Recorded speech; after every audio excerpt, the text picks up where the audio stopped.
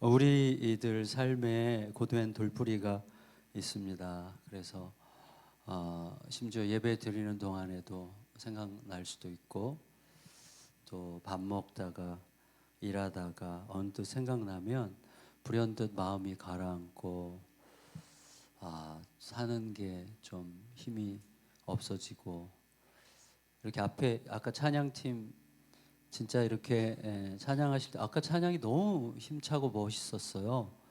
그리고 우리 은혜샘 교회 찬양이 보통이 아니네 이런 생각이 들었는데,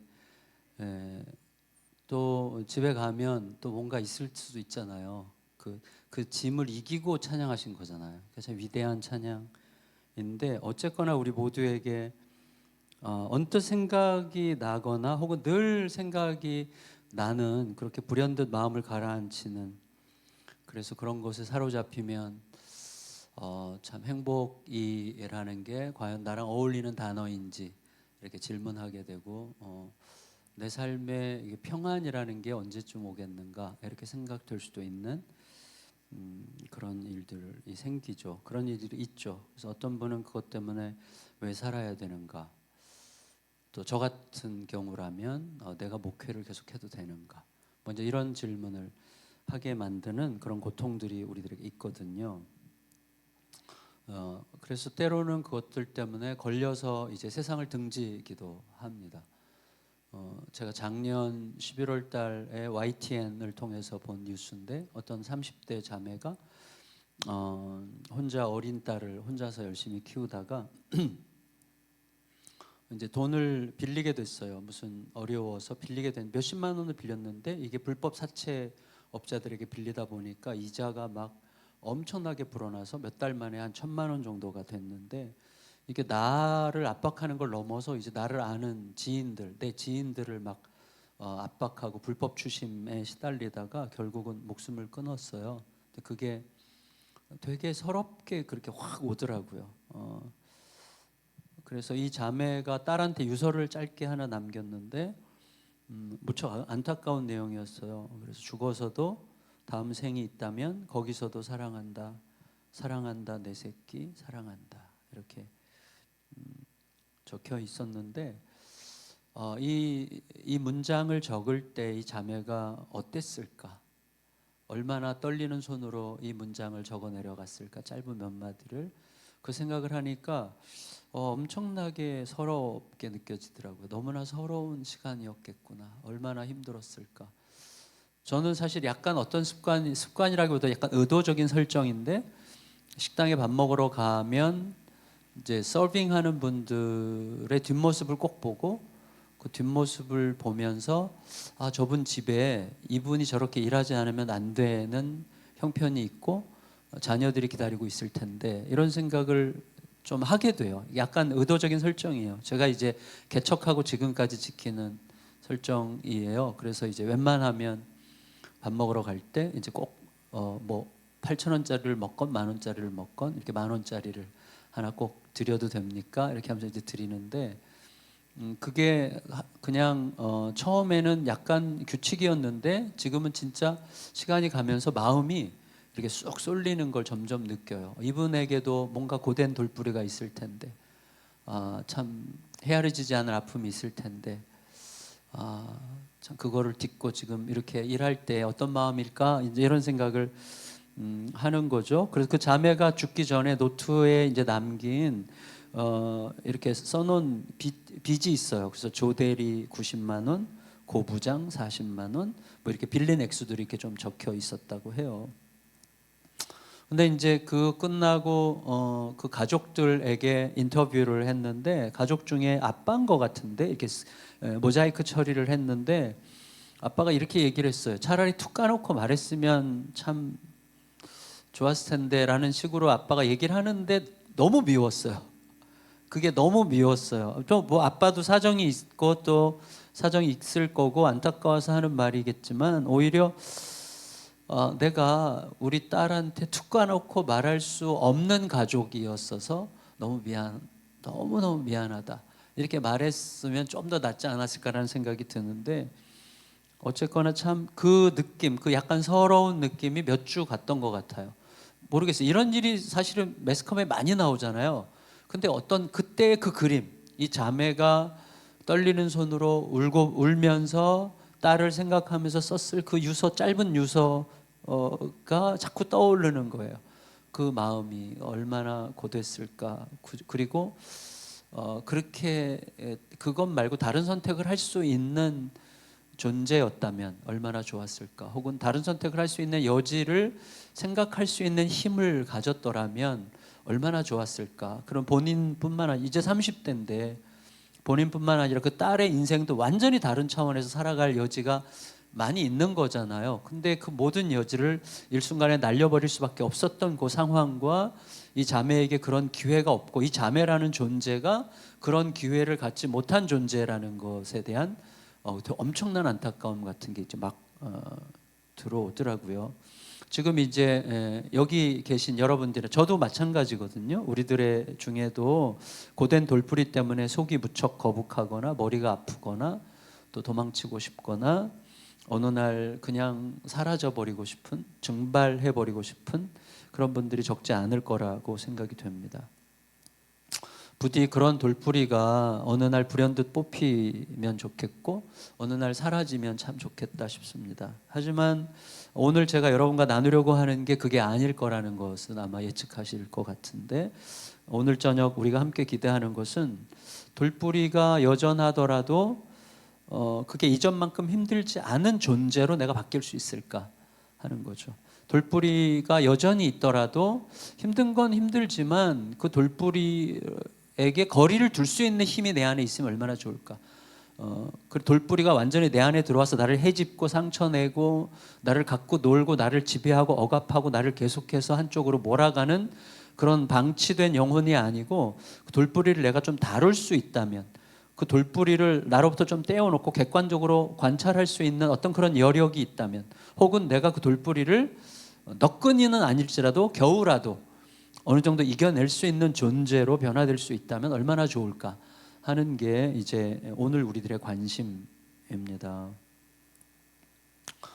그래서 돌뿌리는 여전해도 이전만큼 힘들지 않으면 좋겠고 심지어 별 상관없는 존재로 우리가 바뀔 수 있다면 너무나 좋겠다고 생각이 돼요. 그러니까 우리들의 최대의 과제, 하나님께서 우리를 부르셨을 때 우리에 대하여 하나님께서 기대하시는 바는 우리의 어떤 삶의 문제를 해결해 주시기 위해서라기보다는 우리의 존재 자체가 그리스도를 담은 존재로서 우리의 모든 객관적 환경에 대하여 그리스도가 가지는, 그리스도로 인한 어떤 주체적 사고와 변화된 인격을 가지고 그 모든 문제들을 좀 핸들링 할 줄 아는 존재로 변화되는 게 우리를 부르신 하나님의 목적이잖아요. 그러니까 우리는 그런 존재가 되기 위해서 지금 이 자리에 함께 있는 거잖아요. 그러면 그 여정이 어떻게 우리에게 가능한가를 생각해 보는 거죠. 이게 예를 들어서 내가 이러고는 못 살아. 뭐 내가 죽든 뭐 네가 죽든 한번 해보자. 뭐 이런 식으로 예를 들어서 이제 뭐 지난번에도 제가 말씀드렸을 것 같은데, 제가 지금 암 환자인데 저는 5년째 지금 혈액암을 앓고 있는데 그러면 이 암이 와서 나는 이거 암 갖고는 못 살아. 그래갖고 이제 암과 막 사투를 벌일 수도 있잖아요. 근데 저는 그러지 않기로 결정을 했어요. 나 너랑 함께 살겠다. 그래서 너가 그냥 너무 성질 나서 나를 그냥 삼키면 그냥 곱게 가겠다. 그러나 너랑 같이 잘 지내다가 나를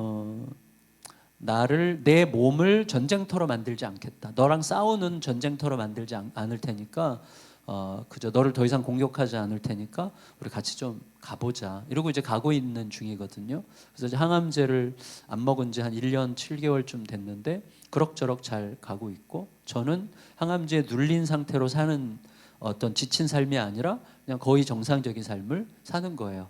항암제와 상관없는 삶을 그냥 제 길을 가는 거예요. 갈 때까지 한번 가보자. 근데 엄청 편해요.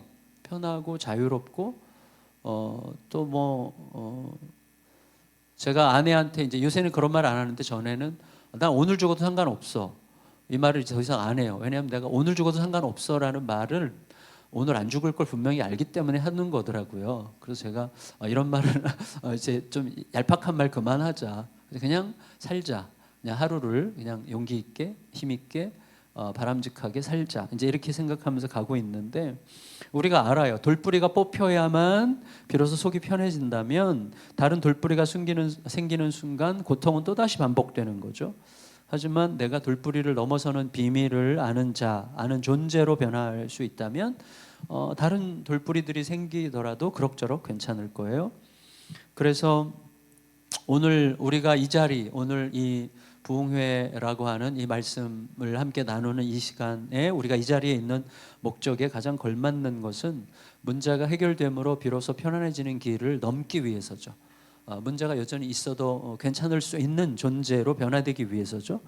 그래서 문제들이 여전히 있더라도 우리는 문제가 사라지면 좋아요. 사라지면 좋겠어요. 그렇지만 이 문제만 없으면 더 이상 바랄 게 없겠다라고 생각했던 과거의 순간들이 엄청나게 많습니다. 그러나 문제는 또다시 오는 거예요. 그래서 우리는 늘 제자리를 도는 거거든요. 그러니까 이 문제만 없으면 더 이상 바랄 게 없겠다라는 생각을 더 이상 안 해도 내가 오히려 이 문제를 관찰할 줄 알고 이 문제를 내 손바닥 위에 올려놓고 좀 들여다볼 줄도 알고 그래 그냥 같이 한번 가보자. 우리의 삶은 어차피 깔끔하지 않아. 명쾌하지 않아. 우리 삶은 딱딱 떨어지는 게 아니야. 그냥 애매한 채로 가는 거거든요. 삶이라는 게 얼마나 애매해요? 삶은 어차피 애매한 거예요. 혼란스러운 거예요. 근데 우리는 딱딱 떨어지는 걸 원하기 때문에 오히려 혼란스럽거든요.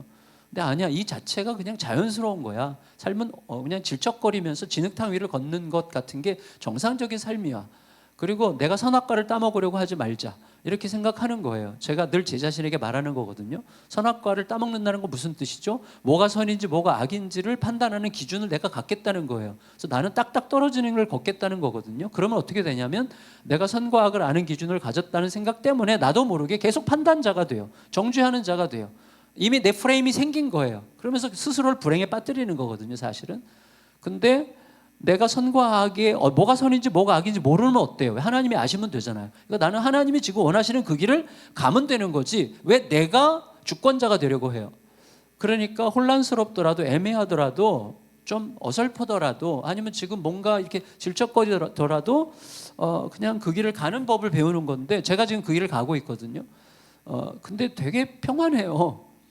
뭐 제가 유일한 증인이라고 말할 수는 없지만 저 같은 사람도 그렇게 저는 지금 뭐가 쌈박하지 않으면 못 견디는 기질이에요. 성격이. 제가 좀 약간 깔끔 떨게 생겼잖아요. 제가 좀 너저분하게 생긴 편은 아니죠. 너저분해요? 안 그렇죠. 그러니까 근데 저 같은 사람도 이제는 이제 좀 어설퍼요, 삶이. 예를 들어서 이제 다른 분들의 돌풀이에 비하면 아무것도 아닐지도 모르겠지만 저에게도 일단 그것에 눌리기 시작하면 스스로 엄청나게 지치게 할 만한 돌뿌리들이 있거든요. 그러니까 저한테는 아직도 교회 안 다니는 딸이 있어요. 딸 셋 중에 이제 첫째, 둘째는 시집가서 미국에서 살고 있고 손주가 제가 5인데 미국에 있어요. 잘 못 보고 이제 자주 통화하려고 애를 쓰지만 지금 막내딸 27살 된 하윤이가 벌써 27살이에요. 근데 이 친구가 20대 이제 중반을 지나가는데 아직 변변한 직업도 없고 그래서 오후 4시에 일어나요. 오후 4시에 일어나서 다음날 새벽 5시까지 이제 컴퓨터 켜놓고 그다음에 태블릿 PC 켜놓고 휴대폰 손에 들고 드라마 보고 영화 보고 게임하고 이거를 이제 밤새도록 하고 혼자서 막 웃었다가 울었다가 막 소리 질렀다가 그리고 이제 조금 이제 1시간 그러고 나면 또 1층 내려가서 이제 한 대 피고 다시 올라와서 또 음식 시켜다 먹고 이거 생활이 지금 10년째예요. 불쌍해 보이죠, 저. 지금도 뭘 해야 될지도 모르고 여전히 집에서 놀면서 거기에 빠져 있고 그래요. 그래서 저희 교회 성도들의 이제 큰 기도 제목이죠. 담임 목사님 딸이 교회 좀 다니게 해달라고 성도들이 기도하고 있죠. 그러니까 그런 거 눌리기 시작하면 내가 난 참 목회를 해야 돼? 뭐 이제 이런 생각을 이제 하게 되는 것이죠. 게다가 저는 성도들을 돌봐야 되는 입장인데 성도들의 걱정거리잖아요, 늘. 우리 성도들이 기도할 때 늘 우리 목사님 건강. 그것도 너무 싫어요. 그래서 내 건강 위해서 이제 제발 공적 기도할 때 우리 담임 목사님의 뭐 건강 이런 기도 좀 하지 말라고 몇 번 부탁했는데도 이게 안 돼요. 그래서 그냥 기도를 해. 그러면 그때마다 막 여기서 눌리고 그리고 제 안에 또 연약함이 있어요. 제 안에 연약함. 저는 이제 성도들에게도 고백했는데 아내를 너무너무 사랑하는데 가끔씩 바람이 피우고 싶거든요. 그래서 아내한테 고백했어요. 여보, 난 당신 진짜 사랑하는데 왜 이렇게 바람이 피우고 싶지? 아내가 내가 더 잘해줄 테니까 좀 잘 이겨내봐. 그래서 이제 아내가 그렇게 얘기해줘서 잘 이겨내고, 나 성도들한테 아무래도 고백해야 될 것 같아. 해. 그래서 성도들한테 설교 중에 한번 고백을 했어요. 성도들이 막 웃더라고요. 근데 사실 저로서는 어떤 때는 되게 심각한, 내가 이러다가 넘어진다는 게, 왜냐하면 이제 내가 이렇게 느끼는 거예요. 너 살만하구나. 이렇게 느끼는 거예요. 살만하구나. 그러니까 벌써 제가 우리 교회에서 다들 이제 제가 은퇴 이제 3년 있다가 은퇴할 거거든요. 은퇴를 앞두고 이제 교회가 이제 이제 만 15년쯤 지나고 교회가 이제 안정되고 하다 보니까 저에게 제 위주로 말하면 걸리적거리는 게 없는 거예요. 성도들이 다 저한테 맞춰주는 거죠. 그러다 보니까 제 속에서 어떤 심리적 변화가 생기는가 하면 제 한마디면 모든 게 막 움직이잖아요. 그러니까 저도 모르게 통제 욕구가 생기는 거예요. 통제 욕구. 이거를 안 하려고 이제 시스템을 만들기도 하고 대화 공동체를 만들어서 그래서 이걸 이기는 방법은 솔직하게 고백하는 거예요. 전 토요일마다 2시간씩 우리 교육자들이랑 셀 나눔을 하거든요. 그러면 그때 이런 얘기해요. 야, 나 진짜 이런 유혹을 많이 느낀다. 그리고 여전사님들 좀 조심하고 날 위해서 기도해주고 내 방에 혼자 들어오지 말고 그리고 나를 경계해라. 이렇게 부탁도 하고 또 우리 장로님들한테도 부탁하고 이렇게 해요. 오픈을. 그러면서 이제 겨우겨우 이겨내지만 때로는 내가 너무 찌질해 보이고 근데 김인중 목사님 만나면 늘 이제 힘이 나요. 김인중 목사님, 나는 진짜 70대 중반인데 난 아직도 진짜 여학생들 보면서 이렇게 막 유혹을 당하고 막 그럴 때가 있어. 당신 아무것도 아니야. 그럼 또 용기를 얻고 힘을 얻고 이제 막 위로를 받아요. 근데 어쨌거나 늘 그래서 내 삶에 이렇게 나 이렇게 좀 질척거릴까 뭐 이런 느낌이 드는 거예요. 그래서 좀 너무 좀 아니다 싶은 이런 마음이 들 때도 있는데 그렇지만 그러다가도 이 한 분만 딱 생각하면 이겨낼 만하죠. 마음이 살아나고 몸도 살아나죠. 그래서 그분 덕분에 우리 모두의 왕, 우리 모두의 우리 주님, 예수님 덕분에 오늘만 살아도 충분히 행복할 것 같은 만족감에 이렇게 사로잡히고 이제 그 힘으로 다시 일어나는 거죠. 예수님 말씀하세요. 야, 너 눈에 지금 어떻게 보이든지 간에 그 딸 내가 책임질 거니까 너 걱정하지 마. 너가 책임질 수 없어. 너는 사랑만 해라. 그러면 다시 딸에 가서 딸을 꼭 안아줘요. 예수님으로부터 이 말을 듣고 딸을 꼭 안아주고 사랑해. 그래요.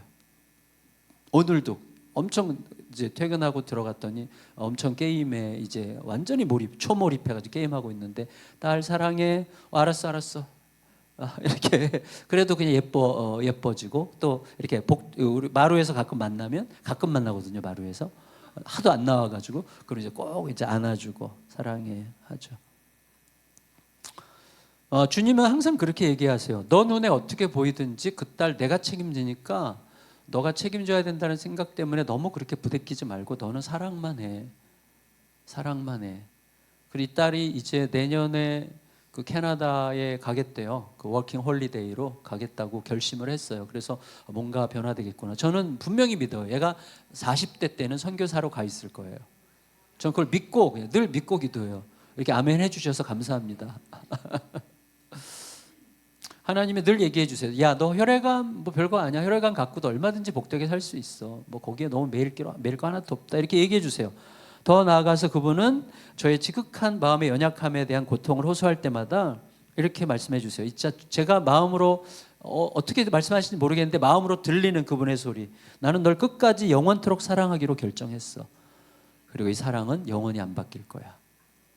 그 힘이 확 올라와요. 속에서도 확 올라와서 그래. 내가 이렇게 찌질하고 못났고 질척거리고 그래도 괜찮아. 주님 때문에 사는 거지. 뭐 내가 훌륭해서 사는 게 아니니까. 이렇게 하면서 다시 이겨내고 또 이겨내고 하는 거예요. 그러면 힘들어도 살 수 있어요. 자, 오늘 말씀의 핵심은 아시듯이 사사시대잖아요. 사사시대. 지극히 어두운 시대였죠. 나라를 끌어갈 지도자도 없었고 백성들은 자기 생각대로 다 각각 자기 소견에 오른 대로 사느라고 대혼란이었습니다.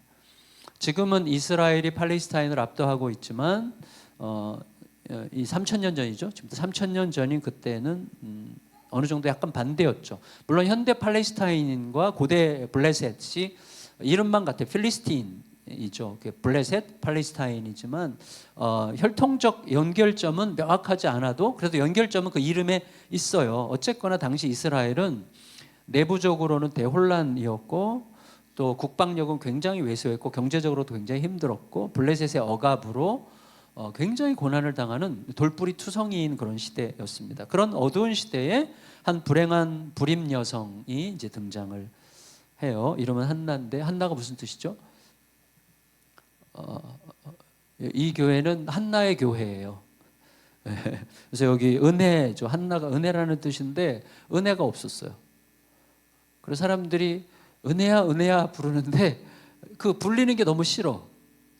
은혜가 없어요. 그 당시에 불임이라는 게 어떤 의미인지 아시잖아요. 하나님으로부터 저주받은 년이었죠. 스스로 생각해도. 그리고 실제로 그 대적 브닌나 남편이 한나가 애 못 나니까 딴 여자 통해서 이제 애를 낳죠. 뭐 그건 시대적인 환경이니까 자연스러웠던 건데, 근데 그 브닌나가 한나를 엄청나게 도발했죠. 애도 못 낳는 년 하면서 꼭 붙였을 만한 이름이 하나님의 저주받은 년, 이런 욕이었을 거예요. 그러니까 한나한테는 내 힘으로는 절대로 극복할 수 없는 돌뿌리가 이제 깊게 뿌리박혀 있었던 거죠. 그러니까 버림받은 것 같은 슬픔, 외로움, 서러움, 신음과 눈물이 이 한나의 인생을 빼곡하게 채웠을 거예요. 근데 여러분, 가만히 생각해 보면 이 한나의 불임이라는 것은 하나님 탓이죠. 여기 말씀에 아까 1장에 이렇게 되어 있어요. 5절에 보면 여호와께서 그에게 임신하지 못하게 하시니, 6절에도 여호와께서 그에게 임신하지 못하게 하심으로, 이렇게 얘기했어요. 그러니까 한나가 아이가 없는 이유는 엄청난 고된 돌뿌리고, 그 다음에 해결이 안 돼. 내 힘으로는 절대 해결이 안 되는 문제고, 그리고 아무리 원해도 극복할 수 없는 고통인데, 이 고통의 출처가 하나님이 아이를 주시지 않는 것에서 오는 거예요. 그러니까 이게 이제 한나에게는 엄청난 해석이 안 되는 어떤 거죠. 이게 이제 욥의 고통도 그거잖아요. 나는 하나님 편인데 분명히 나한테 임한 고통은 하나님의 원수한테나 올 법한 고통이 하나님의 편인 나에게 왔어요. 그러니까 하나님의 편에선 나에게 하나님의 원수에게 임할 법한 고통이 임한 이 현실이 해석이 안 되는 거예요. 그러니까 내 마음에서 해석이 안 되면 완전히 여기 압도당하는 거죠. 너무나 고통스럽고 힘이 든 거죠. 이거 도대체 어떻게 해야 되는 건가? 그러니까 이해가 안 되니까 너무 힘든 거예요. 그러니까 감당이 안 되는 거죠. 그러니까 막 미치겠는 거죠, 속에서부터. 그런데다가 친구들은 계속 정죄하면서 너 뭔가 잘못한 게 있으니까 그렇지라고 너무나 단순하게 인과응보를 갖다 들이대면서 나를 억압하면, 그러니까 죽는 사람이 이해가 돼요. 이제 죽고 싶다, 이런 마음이 들 수밖에 없었던 것 같고, 실제로 욥도 자기의 탄생을 저주하잖아요. 죽고 싶다는 말이죠. 내가 죽음으로 내 무죄함을 입증하는 것 외에는 달리 길이 없는 거예요. 그러니까 하나님조차 나를 정죄하는 것 같은 증거가 나에게 있기 때문에 너무나 힘이 든 거죠. 게다가 남편이 한나를 엄청나게 사랑하는데, 남편이 아내를 사랑하는 게 결국은 아내를 위한 게 아니잖아요. 왜냐하면 브닌나 입장에서는 애는 자기가 다 낳아줬는데 사랑은 다 니은한테 다 가니까 도대체 이게 뭐야? 그러니까 남편이 한나를 사랑할수록 한나를 더 잔인하고 잔혹하고 강하게 핍박할 수밖에 없는 거예요. 내가 이 가정의 공로는 내가 다 세워줬는데 왜 복은 전현이 다 누려, 이렇게 되는 거예요. 그러니까 막 너무너무 화가 나는 거니까 남편이 한나를 사랑할수록 핍박은 더 거세지는. 그러니까 남편의 사랑도 모순이고 하나님의 이름을 불러봤자 하나님께서 애를 주실 수 있는 분인데 안 주신다는 것 자체가 너무나 좀 속상한 거죠. 그러니까 남편의 사랑과 하나님의 그 어떤 어떻게 보면 냉정함의 합작품이랄까요? 그 결과 지금 한나는 어마어마한 고통을 겪고 있는 거죠. 그런데 우리가 생각하듯이 임신하지 못하게 하시는 하나님이라는 이 미묘한 표현에 답이 있는 거죠. 우리가 꼭 기억해야 돼요. 뭐냐면 우리가 삶에서 어떤 고난과 아픔을 겪을 때 그 고난과 아픔이 때로는 내게 명백하게 깨달아지는 나의 어떤 잘못으로부터 비롯됐을 가능성이 많지만 좀 더 생각해 보면 내가 이렇게 명백하게 잘못했기 때문에 생기는 고난이 아닐 수도 있거든요. 왜냐하면 나보다 훨씬 더 잘못하는 인간들도 그런 고난 안 당하고 사는 사람들이 너무 많기 때문에 내 고난이 필연적으로 내 잘못 때문에 온 것만은 아닌 거예요. 나보다 더 잘못한 사람도 그런 고난을 안 당하는 경우들이 많이 있기 때문에, 그러니까 하나님이 나에게 고난을 주기로 결정하신 거라고 생각할 수 있겠죠. 그렇다면 거기에 뭔가 해석이 필요한 거고 이해가 필요한 것이죠. 그게 뭔가를 고민하는 시간을 지금 하나님이 한나에게 주고 계신다고 생각할 수 있는 거죠. 우리의 삶도 비슷하다고 할 수가 있는 거거든요. 그러니까 저도 질문하는 거예요. 그래서 저는 많은 암 환자들에게, 많은 고통 속에 있는 분들에게 암과 함께 살아도 된다는 말을 저는 적어도 근거 있게 할 수 있잖아요. 그리고 제가 암에서 낫지 않을까 봐 사람들에게 암에서 날 겁니다라는 말을 저는 못해요.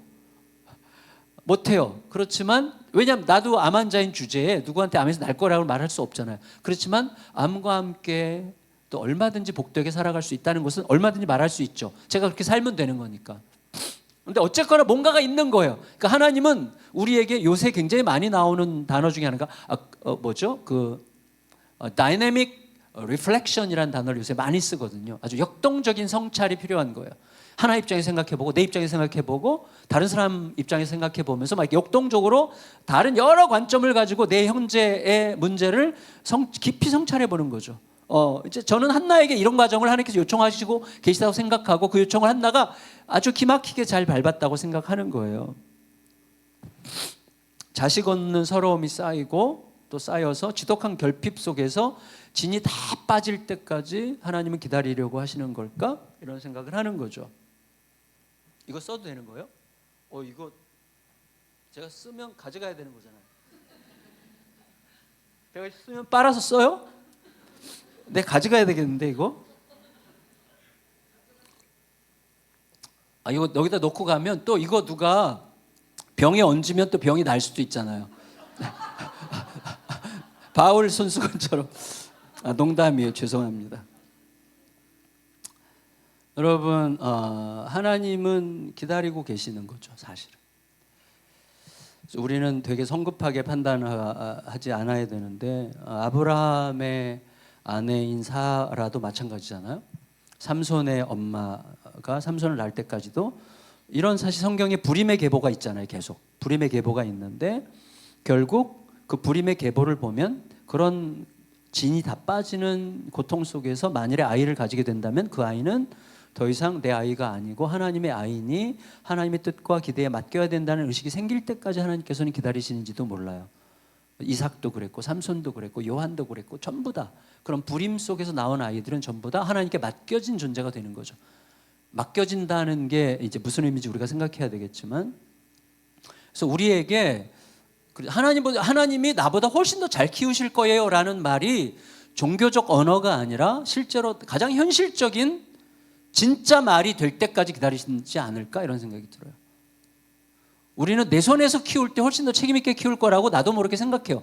주둥이로는 하나님께서 더 잘 키우실 거 믿어요라고 하지만 내 삶으로는 내가 더 잘 키울 거라고 확신하고 내 삶으로는 그렇게 선포하고 하거든요. 근데 실제로 하나님이 키우실 때 훨씬 더 잘 키우실 거라는 게 내 가슴 깊이 내 전 존재에서 흘러나올 때까지 하나님께서 기대하시는 게 아닐까 싶어요. 왜냐하면 여러분 결국 만일에 아이를 가지게 된다면 그 아이는 더 이상 내 아이가 아니라 하나님의 아이니까 하나님의 뜻과 기대에 맡기겠습니다 라는 의식이 생길 때까지 기다리신다면 그 이유는 하나님이 이기적이어서가 아니라 가장 완전하신 하나님께 온전히 맡길 때가 가장 위대한 복이라는 것을 하나님께서 아시기 때문에 우리에게 가장 위대한 복이 무엇인지를 깨닫게 하시기 위해서 그런 시간들을 허락하신다고 우리가 생각할 수 있습니다. 그래서 그렇게 태어난 아이들은 정말 예외 없이 다 시대를 바꾸는 인물이 돼요. 시대를 바꿔요. 하나님은 이런 여정을 통해서 우리가 어떤 태도 속에서 제대로 된 인생을 살고 또 키워낼 수 있는지를 알려주시는데, 여러분 그거 아시죠? 제가 옛날에 묵상했던 말씀인데 열왕기상 18장 말씀에 엘리야가 갈멜산에서 아합 왕에게 갈멜산에서 영적 전투를 벌이자고 초대하죠. 아시죠? 그 얘기. 근데 거기에 좀 독특한 게 하나가 있어요. 그 당시 배경이 뭐죠? 환경적 배경이 가뭄이에요. 가뭄. 오랜 세월 동안 가뭄이었어요. 그러면 오랜 세월 동안 가뭄인데, 우리 여기서도 가뭄 오면 다들 고생들 별로 안 하시죠? 농사 짓는 분 고생하세요? 집사님 농사 지세요? 농사 안 지시는데도 고생하세요? 그렇구나. 저는 가뭄이 오면 텔레비전에서 가뭄 어떻게 걱정이야, 혀를 차요. 그리고 물 안 아껴 쓰던데요? 물을 아껴 써야 걱정이지. 우리 물 안 아껴 써요. 가뭄 막 뉴스 나와도. 근데 제가 개척하고는 물을 아껴 썼었어요. 우리 그 양계장 집사님, 그다음에 그 소 키우는 집사님이 가뭄 때 전화를 엄청 많이 하시더라고요. 목사님 기도 좀 해주세요, 진짜. 죄송해요, 제가 기도발이 없어가지고. 목사님 기도해 주시고, 이번 주까지 비 안 오면 진짜 우리 소들, 양들, 이 닭들 큰일 납니다. 목사님 기도해 주세요. 근데 그때는 진짜 제가 물을 아껴서 썼어요. 실제로 이게 피부로 오더라고요. 물이 아꼈어요. 근데 어쨌거나 대한민국에서도 가뭄은 참 힘든 문제인데, 강수량이 이렇게 많은데 팔레스타인에서 3년 이상 비가 안 왔다. 이거는 죽음이에요. 강수량이 안 그래도 극소량인데 그런 지역에서 가뭄이다. 이거는 거의 죽음이죠. 그러면 어떤 현상이 생기죠? 사람들이 모이면 항상 대화의 주제는 물이죠. 물 찾았어? 열왕기상 17장에 보면 아합 왕도 물을 찾으러 다녔어요. 왕도 물을 찾으러 다닐 정도로 가뭄이 극심했어요. 그러니까 얼마나 백성들은 힘들었겠어요? 아마 목말라서 물 없어서 죽어간 사람들도 틀림없이 있었을 거예요. 3년 이상 물이 안 왔다면. 그럼 사람들이 모이면 항상 대화의 주제는 물이에요. 그럼 사람들이 어떤 의식이 형성되죠? 물만 있으면 더 바랄 게 없겠어 라는 사고방식이 형성되겠죠. 그렇죠? 그렇죠. 물만 있으면 뭘 더 바라겠어. 근데 모든 시대 모든 사람에게는 바로 그 물이 있는 거예요. 우리 각자에게도 있어요. 그 문제만 해결되면, 저 같은 경우 우리 막내딸만 변화된다면 내가 뭘 더 바라겠어. 우리 막내딸이 담배만 끊는다면 난 진짜 하나님한테 나 진짜 헌금 많이 하고 싶어요. 막내딸이 담배 끊으면. 여러분, 이 문제만 해결된다면 더 이상 내가 뭘 바라겠어 라고 생각하게 만드는 그것이 모든 시대 모든 사람들에게 있는 거예요. 그게 물이 그걸 상징하는 거죠. 그러면 하나님께 예배를 드리면서 하나님께 기대할 때 하나님이 우리의 하나님이라는 것을 우리가 객관적으로 인정하도록 하자라고 할 때, 하늘로부터 비를 내려주는 신이 우리가 원하는 신이잖아요. 근데 엘리야는 너무나 독특하게도 하늘로부터 불을 내려주는 신이 우리가 섬겨야 될 신이라고 인정하도록 하자라고 이야기했어요. 일종의 사람들의 필요에 대한 배신이죠. 왜냐하면 이스라엘 백성들이 그동안 살아왔던 방식이 그거예요. 내 필요가 주인이야. 하나님은 내 필요의 시종이에요. 그래서 내 필요를 채워주는 신이 내 하나님인 거예요. 내 필요가 채워지지 않으면 하나님도 하나님이고 나발이고 소용이 없는 거예요. 그게 뭐냐면 엘리야가 이스라엘 백성들에게 뭐라고 그럽니까? 너희가 언제까지 중간에서 어물쩍 애매하게 이렇게 이도저도 아니게 행동하겠느냐? 우물쭈물 왜 하냐? 바알이 하나님이면 바알 섬기고 여호와가 하나님이면 여호와를 섬겨라, 이렇게 말했어요. 이유는 뭐죠? 이스라엘 백성들이 왜 그렇게 했죠? 바알이건 하나님이건 우리의 필요를 채워주는 신이 우리의 신이야 라고 생각하려고, 그러니까 그렇게 판단하는 자기를 신으로 삼은 거예요.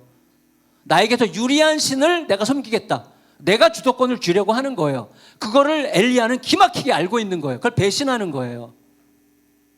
그래서 하늘로부터 비를 하나님이 계속 내려주시면 어떻게 됩니까? 내 필요를 채워주는 하나님으로 또다시 하나님은 전락하는 거예요. 그러나 불은 뭐죠? 내 필요랑 아무 상관이 없어요. 불은 내 필요와 아무 상관이 없어. 그냥 하나님이 내 기도를 들으셨다는 하나의 사인일 뿐이지 내 필요가 채워진 건 아니에요.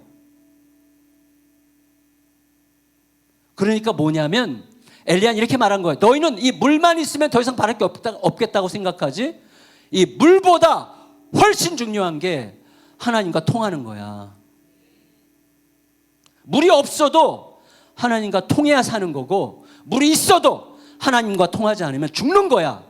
이거를 사람들에게 시위하기 위해서 하늘로부터 비를 내리는 신이 아니라 불을 내리는 신이 우리가 섬겨야 될 하나님이라고 인정하도록 하자라고 얘기한 거예요. 하나님은 그걸 기다리시는 거예요. 우리에게 어떤 돌뿌리가 생길 때 하나님, 이 돌뿌리가 있어서 제가 죽고 싶다면 하나님은 저에게 무슨 의미일까요?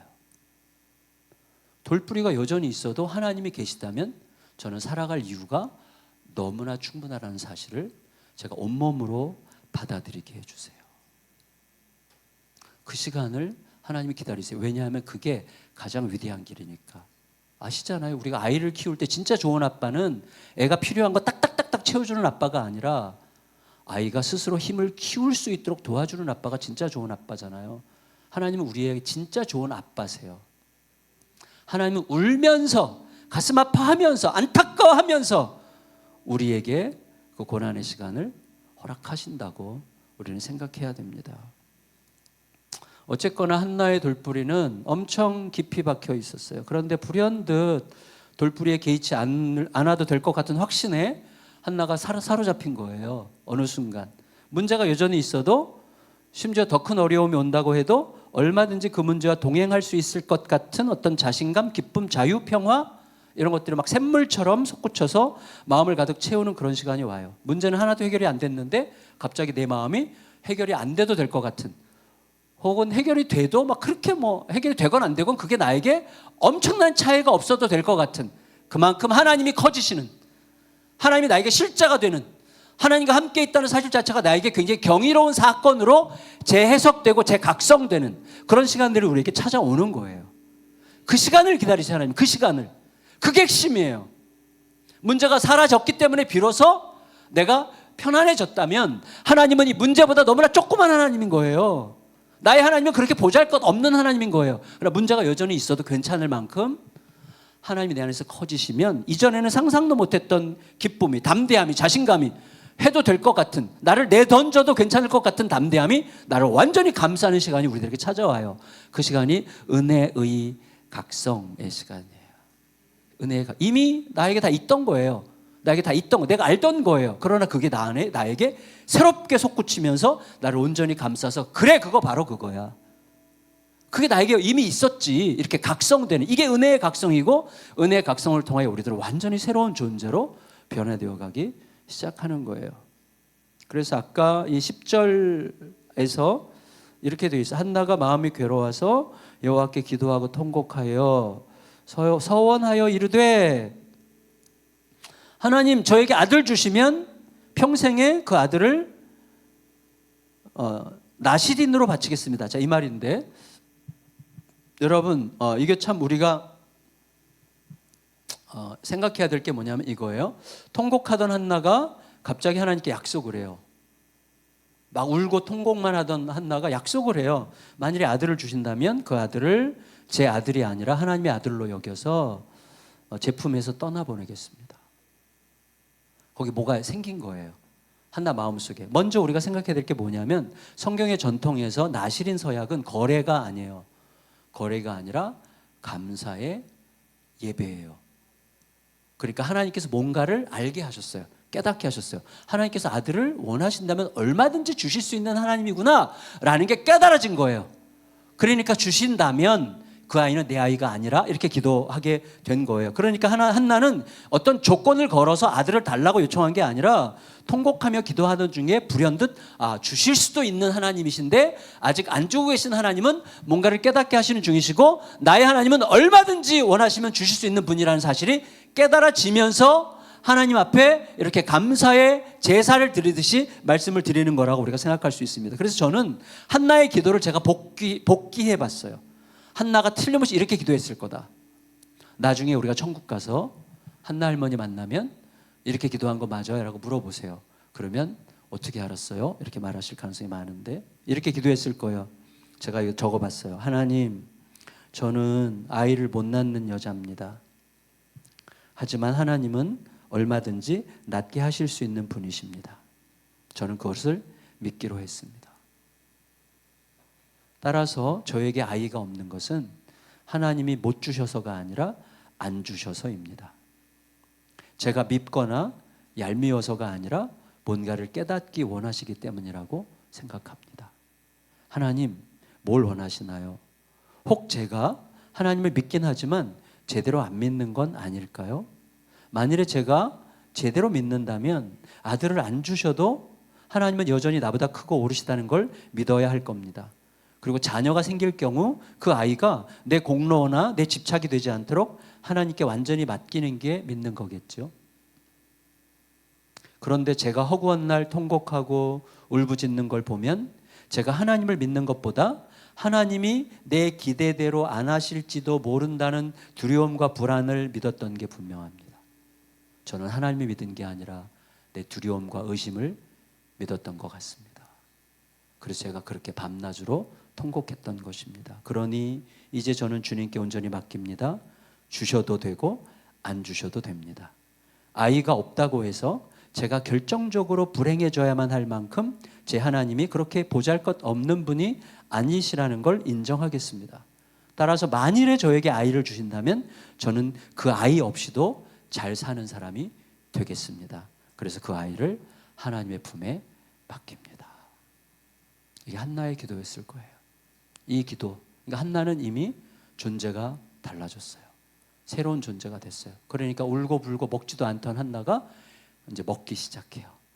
다시는 얼굴에 근심의 빛이 없었더라가 된 거예요. 여러분 생각해 보세요. 문제가 있지만 해결 능력은 없어요. 그렇다면 문제를 누구한테 가져가야 될지는 분명합니다. 근데 놀라운 건 뭐냐면 우리가 대개 해결할 수 없는 대상에게 가져간다는 거예요. 우리는 어디로 가져가죠? 의심과 두려움. 우리 김미숙 집사님, 홍인표 집사님 기억나실지 모르겠는데 저희 교회가 개척하고 한 3년쯤 됐을 때 이제 학교를 개교했고 학교를 개교하고 났더니 공간이 필요해서 공간을 이제 위해서 기도했어요. 그리고 다른 교회 묘지를 사가지고 3,300평 땅을 사서 학교 겸 예배당을 줬어요. 그때 성도님들이 25억 정도를 헌금했어요. 그리고 75억을 대출받았어요. 땅값이랑 건축비 이제 들어간 게 전체 100억 정도 들어갔는데 그때 국민은행이 대출을 해줄 때 한 달에 이자와 원금이 한 5천만 원 정도였어요. 매달. 그리고 그거를 그때는 갚아 나갈 수 있는 여력이 됐어요. 그리고 국민은행에서 어떻게 했냐, 우리 교회가 성장이 좀 가파르게 성장하니까 2년 후에는 2배로, 그래서 원금과 이자 합쳐서 매달 1억씩 갚아 나가는 조건으로, 그래서 제가 간이 버가지고 사인을 했어요. 그리고 이제 이사를 짓고 저희가 개척 4년 반 됐을 때 입당을 했어요. 현재 예배당에. 그리고 나서 교회가 성장이 멈췄어요. 거기는 대중교통도 없고 외진 곳이고 주변이 다 허허벌판이었어요. 그래서 이제 거의 정체 비슷하게 됐어요. 예산도 뭐 우리가 복지, 교육, 선교 이런 것을 줄이지 않고 늘려가면 늘려가겠다 이렇게 했는데 예산은 늘긴 늘어 조금씩 늘긴 했지만 그걸 갚아 나갈 만큼 늘진 않았어요. 그리고 정신없이 있다가 2년의 시간이 지났어요. 이제 재정 장로님이 저에게 오셔서 한 달 남았습니다. 어떻게 해야 되죠? 이렇게 물어보셨어요. 그때 정신이 차려졌어요. 한 달 후면 매달 1억씩 내야 되는데 우리는 지금 전혀 그런 상황이 안 되는 거예요. 정말 저는 믿음으로 한다고 그렇게 길을 빡빡 쓰면서 왔는데 제가 그 순간이 되니까 믿음이 뭐였지?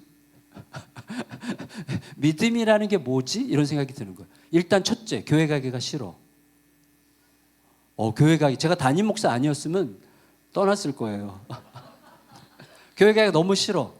그리고 교회 가는 길에 그때 휴거 있죠, 휴거. 휴거라는 게 있으면 너무 좋겠다. 이런 생각이 들었어요. 그냥 교회 가다가 그냥 증발해버리면 사라지고 싶더라고요. 너무너무 고통스럽고 너무너무 힘든 거예요. 어쩔 줄 모르겠더라고요. 진짜 어쩔 줄. 그래서 이제 제가 새벽기도도 잘 안 하는 사람인데 새벽기도 엄청 열심히 나가가지고 맨 앞자리에 앉아서 막 기도하는 거예요. 하나님 정말 너무 힘듭니다. 너무 두렵습니다.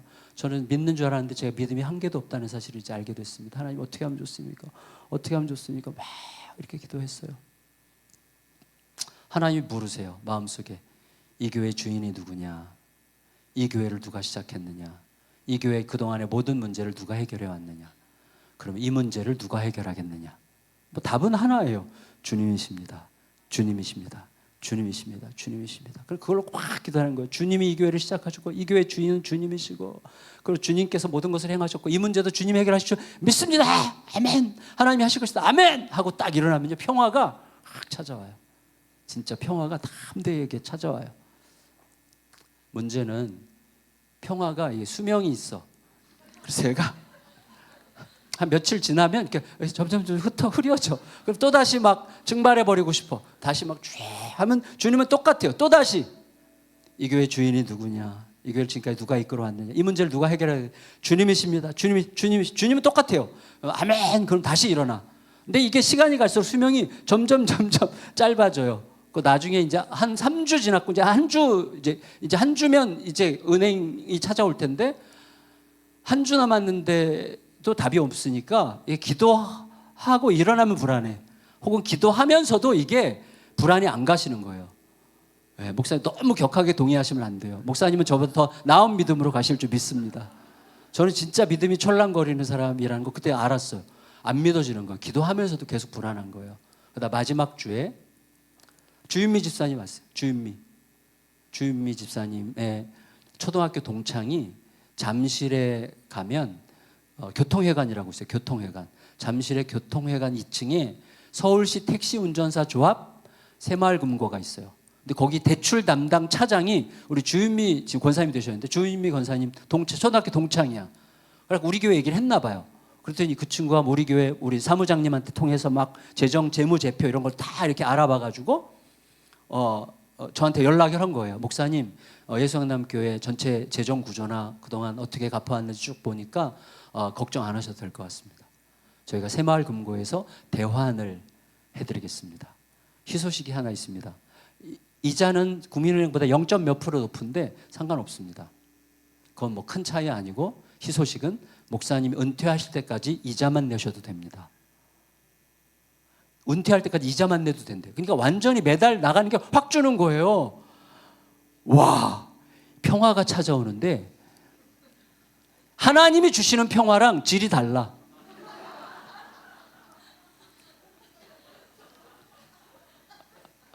하나님이 주시는 평화는 이 수명이 짧아. 일주일이 안 가요. 새마을금고가 주는 평화는 수명이 끝이 없어. 계속 기뻐. 계속 기뻐. 야, 그래서 제가 심각해졌어요. 사실은 하나님께서 새마을금고를 통해서 응답하셨다. 그렇게 해석해도 되잖아요. 근데 저는 제 속에서 이 뭐라 그럴까? 제가 개척할 때 제가 워낙에 잔머리를 굴리는 스타일이었기 때문에 나는 원색적으로 좀 목회를 하고 싶다. 원색적으로 믿고 하고 싶다. 그러니까 내가 워낙 그렇게 못하는 사람이니까 한번 모험을 해보자는 마음이 있었기 때문에 그때 약간 이게 저한테 걸렸어요. 그래서 이거 그렇게 하기에는 좀 너무, 왜냐하면 너무 차이가 나, 이 평화가. 하나님이 주시는 평화가 너무나 이렇게 쪼잔해. 하나님 주시는 평화. 그래서 이게 하나님은 평화를 막 부어주시는데 나는 그 평화를 못 느끼는 것 같아요. 그래서 이게 좀 문제가 있다. 여기 뭔가 내가 시험대 위에 올랐다 이런 느낌이 들어서 장로님들을 이제 오시라 그래서 자초지종을 쭉 설명을 드렸더니 장로님들은 진짜 단순하고 무책임하세요. 그래서 장로님들이 저한테 이렇게 얘기하셨어요. 목사님 믿음대로 하십시오. 공이 다시 저한테 넘어왔어요. 저 믿음대로 하래. 그래서 엄청 고민이 더 됐어요. 어떻게 하나. 그래서 이제 내 믿음을 장로님들도 이제 나를 이제 보게 돼. 저 인간 믿음이 어떤가 또 이제 보는 거고, 하나님 앞에서 제가 지금 시험대에 올랐다는 것이 느껴졌어요. 엄청 기도하고 엎드리고 고민하다가 결단을 했어요. 그래서 새마을금고에 전화해서 정말 고맙다, 안 하겠다, 다른 사정이 있다. 그래서 이제 거기는 이제 안 하기로 하고, 그 다음 주에 이제 믿음으로 가보기로 결정을 했어요. 그리고 그냥 믿음으로 그냥 별 생각 없이 막 한 달 열심히 살았어요. 그 다음 해에 이 한 달 앞두고 재정 장로님이 저한테 오셨어요. 목사님, 놀랍습니다. 작년 대비 6억 정도가 헌금이 더 나왔대요. 그게 그러니까 저에게는 엄청난 간증이 엄청난 간증. 근데 제가 알게 됐어요. 뭐냐면 하나님은, 제가 옛날에 기도하는 중에 하나님께서 저에게 돈 걱정하지 않고 살 거라고 말씀하신 적이 있거든요. 그 이야기 진짜 재밌는데 오늘은 시간이 없고 나중에 기회가 되면.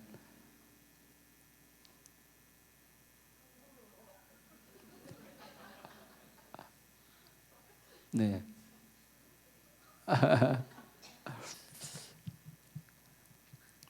근데 하나님이 돈 걱정하지 않고 살 거야, 그게 돈을 주신다는 건지 돈 걱정하지 않을 믿음을 주신다는 건지 나중에 이제 알게 됐어요. 후자가 훨씬 강해, 후자가. 네. 근데 그게 더 큰 복이야. 그렇죠? 근데 돈 걱정하지 않을 만큼 돈을 주시길 바라잖아요, 우리는. 그래서 믿음이 안 자라는 거예요. 믿음 없어도 되는 거잖아요. 돈 걱정하지 않을 만큼 돈 주시면 믿음이 없어도 돼. 돈으로 살면 되지. 그러나 돈 걱정하지 않고도 살려면 믿음이 있어야 되죠. 하나님은 믿음을 주시는 걸 기뻐하세요. 그러니까 하나님 우리의 존재를 바꾸시는 거 원하시지, 우리의 존재는 그대로 있고 환경을 바꾸셔서 우리의 존재는 그대로여도 되는 그런 무책임한 하나님이 아니세요. 하나님 적어도 우리 아버지시기 때문에 하나님 우리의 존재가 더 단단해지고 더 깊어지고 더 성숙하고 더 아름답고 눈부시게 고귀한 존재가 되기를 원하시는 거죠. 여러분, 처음 말씀드렸던 6살 딸을 둔 채 세상 떠난 자매가 누구를 찾았어요? 사채업자 찾았죠. 네. 많은 사람들이 술을 찾죠. 마약을 찾죠. 도박을 찾죠. 그것들은 문제 해결자인 것처럼 보이지만 사실은 문제 해결자가 아니죠. 문제를 훨씬 더 복잡하게 만들어서 결국 파괴하는 자들이죠. 똑같아요. 하나님께서 환경을 바꿔주시면 환경이 우리를 도와주는 것 같지만 사실은 계속해서 우리들의 영혼을 갉아먹는 거예요. 어떻게? 환경 의존자로. 상황이 바뀌지 않으면 나는 못 살아. 물만 있으면 더 이상 바랄 게 없겠다라고 하는 매우 허약한 영혼으로 평생 살아가는 거예요. 하나님은 우리가 환경이 연약한 자라는 사실을 아시지만 환경을 그래도 이기면서 살아가는 존재로 만들기를 원하시는 거죠. 그러니 우리가 이 자매나 또 다른 어떤 환경의 변화를 요청하는 분들이 오죽하면 그랬을까, 오죽하면 그러겠어 라고 우리가 이해할 수 있습니다. 그럼에도 불구하고 우리들이 오죽하더라도 내가 의지해야 될 대상이 누군지를 정말 잘 찾아가려고 애를 써야 됩니다. 그러니까 조급함을 진정시키고 정직한 지혜를 발휘해야 돼요. 여러분, 저는 이런 생각을 자주 해요. 우리는 한계가 분명해요. 우리들의 존재적 한계가 있고 심리적 한계가 있고 관계적 한계가 있고 신체적 한계가 있어요. 존재적 한계는 뭐죠? 우린 다 죽어가고 있어요. 조금 있으면 죽을 거예요. 우리 여기 50년 후에 여기 남아있을 사람 거의 없어요. 네, 대부분 다 50년 엄청 짧은 시간입니다. 그죠? 왜 이렇게 좋아하세요? 빨리 왔으면 좋겠어요. 존재적 한계, 심리적 한계. 여러분, 우리 안에 미해결 과제들이 여전히 있잖아요. 그리고 내 마음 해결되지 않는 과제는 끝까지 갈 거예요. 저는 나는 왜 이렇게 태어났을까? 이런 게 너무 많아요, 제 속에. 그래도 그냥 안고 가는 거예요. 관계적 한계 있죠. 내 자식도 내 뜻대로 안 되잖아요. 우리 부부도 내 뜻대로 바꿀 수 없잖아요. 신체적 한계, 불현듯 찾아오는 질병, 우주적 한계. 뭐예요? 우주적 한계. 저는 자주 그렇게 생각해요. 제가 굉장히 좋아하는 그 인터넷을 통해서 제가 제일 많이 보는 영상이 제임스 웹이거든요. 제임스 웹이라고 그 전에 망원경 중에 세계적인 망원경이 뭐죠? 이전에? 하여튼 있어요. 그 세계적인 망원경 그 다음 세대가 최근에 나온 세대가 제임스 웹이라는 망원경인데 이제 우주에 그냥 띄웠어요. 우주에 띄워서 우주에서 적외선으로 사진을 찍는 건데 이 사진 카메라가 정밀도가 얼마나 높은지 몰라요. 근데 이 카메라가 아무리 찍어봤자 그냥 요만큼이야. 우주는 지금 빛의 속도보다도 더 팽창하고 있으니까 무한이죠. 빛의 속도보다 더 빠르게 팽창하고 있다잖아요, 과학적으로. 그 무한이라는 뜻이에요. 그러면 여기서 우리가 손절해서 이쪽으로 계속 올라가면 무한이에요. 그러니까 이걸 생각해보면 저 되게 웃겨요. 무한이라고 하는 이 공간 속에 내가 있다는 게 무슨 뜻이지? 헷갈려요. 끝이 없는 무한대 안에 내가 지금 있다는 거. 끝이 없는 영원의 한가운데 내가 지금 있다는 거. 영원 전과 영원 후라는 게 무슨 뜻인지 우리 몰라요, 솔직히. 이 자체가 우리의 우주적 한계예요. 우리 알 수 없는 거예요. 몰라요. 공간적으로 시간적으로 우리는 무한대 속에 그냥 여기 있는 거예요, 실제로. 그럼 이게 무슨 뜻인지 잘 모르겠어요. 그러니까 여러분, 우리가 신체적 한계, 관계적 한계, 심리적 한계, 존재적 한계, 우주적 한계, 이런 한계들을 제대로 기꺼이 깊이 성찰해 보면 분명한 게 있어요. 그게 뭐냐면 길이 안 보인다는 거예요. 길은 없어요. 길이 안 보이는 게 정상이에요. 길이 안 보여요. 그래서 이 땅에 우리들이 계속해서 길을 보여줄 것 같은 것들을 찾아다니는 거예요, 열심히. 근데 놀랍게도 모든 것들이, 우리가 길인 줄 알고 찾아간 모든 것들이 우리를 우리 자신에게로 되돌려 보내요.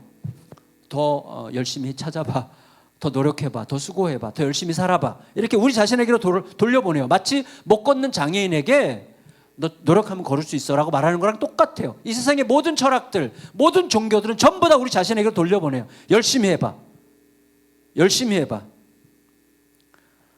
길이 안 보여요. 그런데 어느 날 내가 길이다라고 말씀하신 분이 우리 앞에 나타난 거예요. 근데 그것도 안 믿어져. 근데 그분이, 내가 길이다라고 하신 그분이 하신 말씀을 따라가 보니까 길이 보이는 거예요. 왜냐하면 그분이 길이야.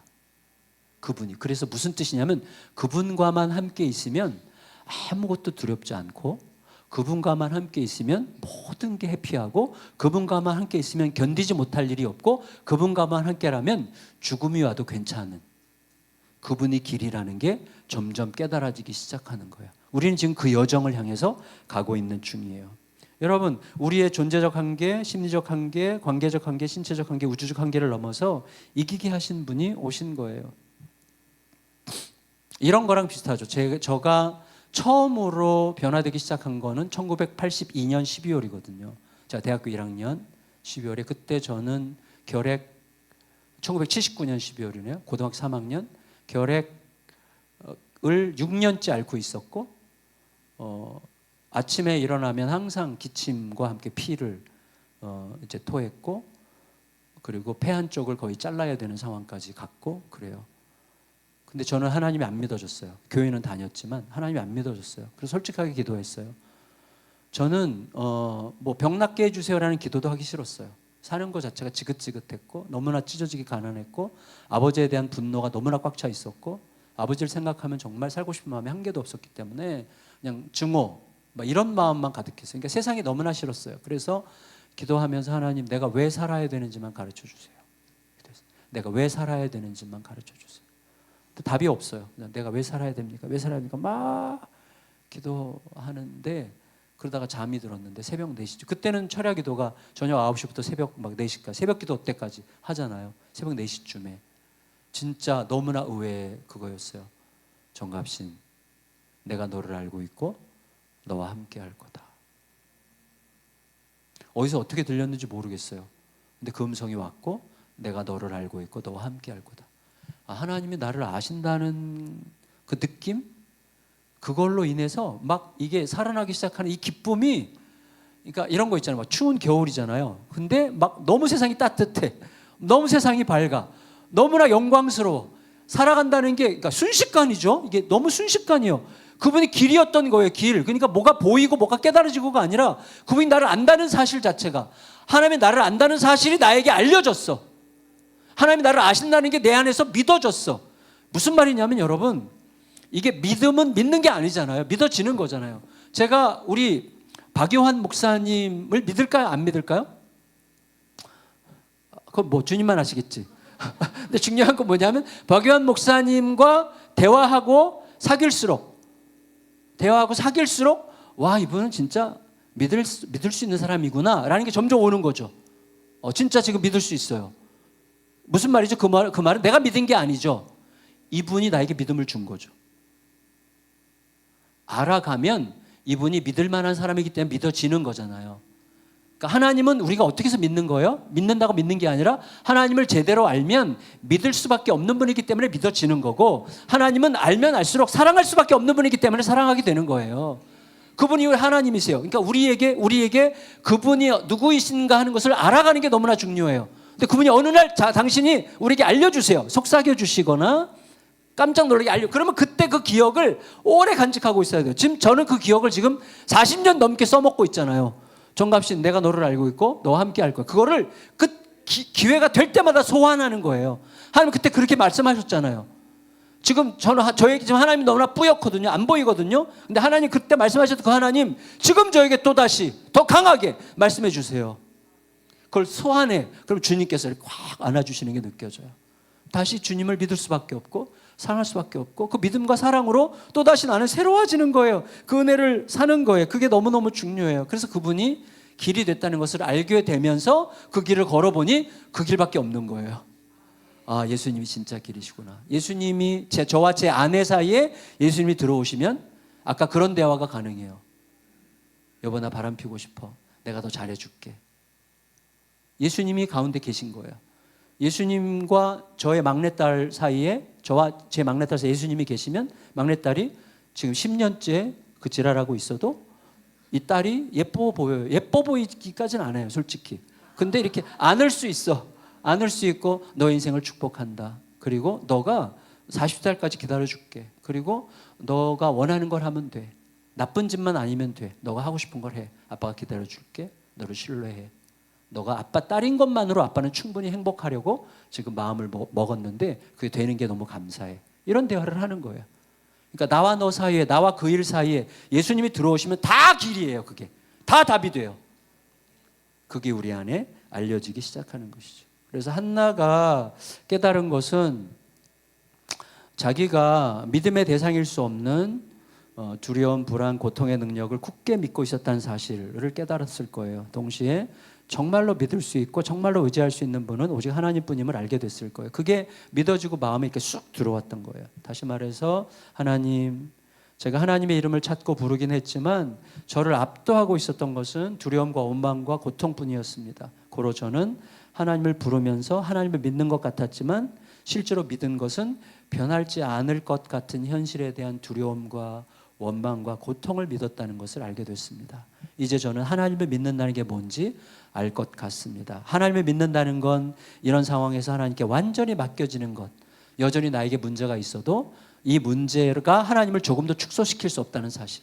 하나님이 이따위 문제로 축소되는 분이 아니시라 하나님이 영원히 영광스러운 분이라는 사실을 깨닫고 저는 아이를 주시건 안 주시건 하나님과 저와의 관계 속에서 충분히 만족할 만큼 하나님이 크신 분이라는 사실을 인정합니다.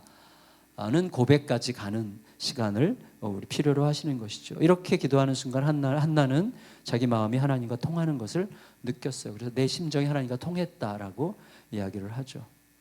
심정이 통한다는 것은 피를 쏟듯 마음을 완전히 쏟아낸다는 뜻이죠. 그래서 어느 순간 쏟아낸 그 마음이 하나님의 가슴에 이렇게 가닿는 느낌이 들어오게 되는 거예요. 말씀을 마칠게요. 저는 매일 아침 성경 말씀, 저에게는 생명같이 이제 큐티인데 생명. 그래서 제가 하도 이걸 강조했더니 그래서 저희 교회의 성도들 한 60-70%는 큐티를 열심히 해요. 그리고 이제 큐티 학교랑 큐티 카톡방이 굉장히 좀 활성화되고 있는데 저에게는 생명 같은 시간이에요. 그래서 오늘 말씀이 성경의 모든 말씀은 나를 향하고 있다. 전 그걸 믿어요. 성경의 모든 말씀을 나를 향하고 있기 때문에 오늘 말씀도 나를 향하고 있고 오늘 말씀을 내가 기계적으로 적용하지는 말고 오늘 말씀은 하나님의 전체 뜻에 비추어서 오늘 말씀이 나에게 어떤 육하 원칙의 순종을 요청하는가를 질문하는 방식으로 이제 말씀 앞에 엎드려요. 오늘은 저희가 태어난 지 22,482일째예요. 저는 그래서 매일매일 그 날짜를 적어요. 내일은 22,483일째. 그래서 이거는 영원토록 이전에도 없었고 이후에도 없을 유일한 오늘이죠. 제 생애, 정갑신의 인생 22,482일은 오늘밖에 없어요. 오늘이 너무나 중요한 시간이고 오늘 하루를 사는 게 너무나 중요하고 오늘 하루 영원토록 잊어버리지 않을 것을 행하며 살자. 우리가 이 땅에서 가지고 사는 것 중에서 영원토록 가지고 갈 수 있는 것은 하나밖에 없어요. 사람이에요. 사랑이에요. 사랑. 사랑만 영원해요. 그리고 사람도 영원해요. 맞죠? 그래서 사람과 사랑 사이를 진짜 사랑으로 엮어주는 복음, 이것만 영원해요. 그래서 이 땅에서 영원한 그것이 내가 지나간 자리에서 그 흔적이 남는 방식으로 하루하루를 살기로 결정해요. 그러니까 하루하루가 되게 익사이팅해요.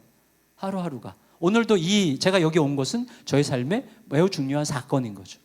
기억되는. 그래서 내일 아침 일기장에 또 쓸 거예요.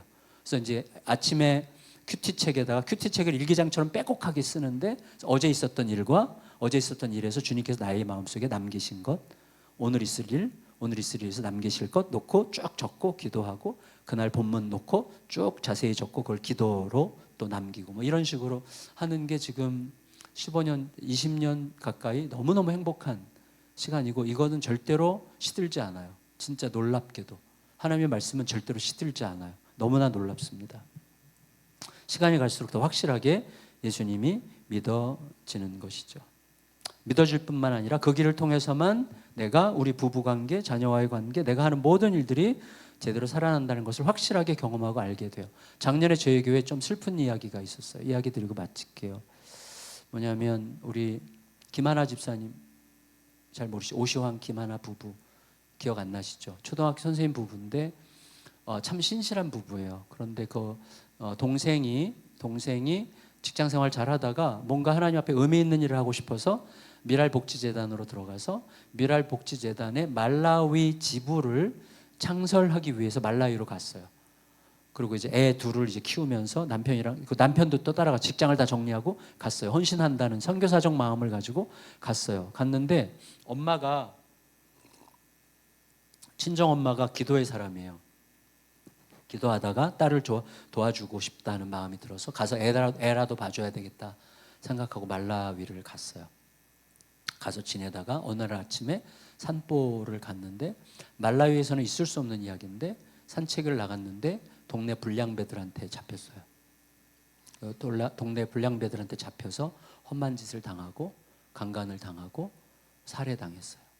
그리고 버려졌어요. 그 이야기를 듣고 그 소식을 듣고 이 가정이 이제 완전히 비극이죠. 너무나 처절한 비극이고 도대체 어떻게 이런 일이 자기들의 인생을 헌신하고 싶어서 말라위로 가서 헌신하는 그 딸을 도와주려고 기도하는 권사님 엄마가 가셨다가 그렇게 험한 일을 당하고 그들에게 살해당해서 길에 버려지는 너무나 처참하게 버려졌대요. 그래서 견디지 못하는 거지. 가족 식구들이 못 견디는 거예요. 가서 이제 완전히 이거 감당이 안 되는 거지. 정말 이게 어떻게 감당이 될까? 이런 사고를 당하고 어떻게 정상적으로 살까요? 못 살아요. 근데 거기 가서 이제 그 장례식을 치르는데 말라위 교민들 중에서 신자들이 많이 왔대요. 말라위 주민들이 많이 와서 이렇게 위로하면서 이렇게 얘기했대요. 저희는 당신의 엄마를 보고 확실히 말할 수 있습니다. 사람은 어떤 모양으로 죽느냐가 아니라 어떻게 살았느냐가 훨씬 더 중요하다고 생각합니다. 이 얘기를 했대요. 생각해 보니까 예수님, 모든 사도들, 모든 위대한 믿음의 선배들 어떻게 죽었어요? 처참하게 십자가에 못 박혀서, 거꾸로 못 박혀서, 불에 던져져서. 정말 위대한 분들은 정말 처참하게 죽었어요. 그때 어떻게 죽었는가가 우리들에게 굉장히 중요한, 이건 한국적 문화거든요. 근데 어떻게 죽었느냐가 초점이면 사실은 비극적으로 죽은 분들에 대해서는 우리도 모르게 요한복음 9장에 예수님의 제자들처럼 누구 죄 때문에 저런가 이런 쓸데없는 질문을 하게 되고 욥의 세 친구처럼 뭔가 있으니까 저런 일이 생겼겠지 이런 식으로 너무나 유치하고 말도 안 되는 이상한 질문을 하게 되어 있는 거예요. 어떻게 죽었느냐는 중요하지 않고 어떻게 살았느냐가 중요한 거예요. 예수님과 제자들을 보면 어떻게 살았느냐가 중요해요. 근데 그게 이 자매한테 가슴에 왔어요. 당신의 엄마는 우리에게는 천사 같은 분이었습니다. 그래서 우리는 당신의 엄마가 어떻게 죽었든 우리에게는 천사로 기억될 것입니다. 교민들이 그렇게 얘기해 준 거예요. 거기에 완전히 격려를 받았어요. 희망을 받았어요. 그래, 우리는 이 땅에서 살아가면서 어떻게 죽느냐를 굉장히 자극적으로 생각하는데 길들여져 있지만 그건 길들여진 것뿐이지 실제로는 어떻게 살았느냐가 중요한 거구나. 여러분, 전에 그 얘기, 그래서 이 부부가 이걸 가지고 또 교회 앞에 간증도 했어요. 돌아와서 치료가 다 됐어요. 그리고 그 동생이 말라위에 다시는 못 갈 것 같이 처음에 그랬는데 다시 말라위로 들어갔어요. 그 일을 마저 하려고. 너무 아름다운 거죠. 너무 아름다워요. 여러분, 상처와 아픔을 그대로 아는 채 예수 그리스도의 고귀하고 아름다운 뜻을 수행하기 위해서 다시 들어가는 그 걸음보다 아름다운 걸음은 없습니다. 저는 위대하다고 생각해요. 너무너무 위대해요. 저는 이 가정이 진짜 위대하다고 생각하고 정말 온 교인과 함께 너무너무 감사하고 감격스럽게 박수를 쳤어요. 이분들은 우리들에게 영웅입니다. 정말 너무 귀한 분들입니다. 우리에게 믿음의 승리가 무엇인지를 보여줬습니다. 정말 자랑스럽습니다. 고맙습니다. 얘기했어요. 그러고 났더니 간증이 끝나고 났더니 저 이번에 전도사로 새로 부임하신 우리 그 영아부 전도사님이 고백하더라고. 자기 2년 전에 엄마가 교통사고로 돌아가셨는데 코너를 돌다가 차에 치여서 돌아가신 거예요. 그게 안 지워져 가지고 어쩔 줄 모르고 2년 내내 그냥 울면서 우울하게 살았는데 이 김하나 집사님 간증 듣고 어떻게 죽었느냐가 중요한 게 아니구나. 우리 엄마는 내 안에서 평생 천사였는데 나는 엄마가 어떻게 살았는지를 기억하고 살면 되는 거구나. 알겠죠? 그럼 이게 뭐예요? 존재의 변화예요. 이게 은혜의 각성이에요. 그렇게 되는 거예요. 우리 인생은요, 우리는 이 땅은 우리들에게 항상 결과를 요청해요. 우리도 결과를 요청하는 이 세상에 우리도 모르게 길들여져 있어요. 하나님은 결과에 별로 관심이 없으십니다. 하나님 우리에게 관계의 여정에 관심이 있으세요. 그리고 우리에게 중요한 건 뭐냐면 결과가 아니라 어떤 씨를 뿌렸느냐가 우리 인생이에요. 우리 인생이 어떤 씨를 뿌렸느냐가 훨씬 중요한 거예요. 어떤 결과를 남겼느냐보다도 어떤 씨를 뿌렸느냐가 훨씬 더 중요하다는 사실을 기억하고 우리가 그런 것이 훨씬 더 중요하다는 사실을 잊지 않는 존재로 계속해서 성장해가는 거룩한 은혜가 우리 은혜샘교회 귀한 성도님들 삶에 계속 임하시기를 축복합니다.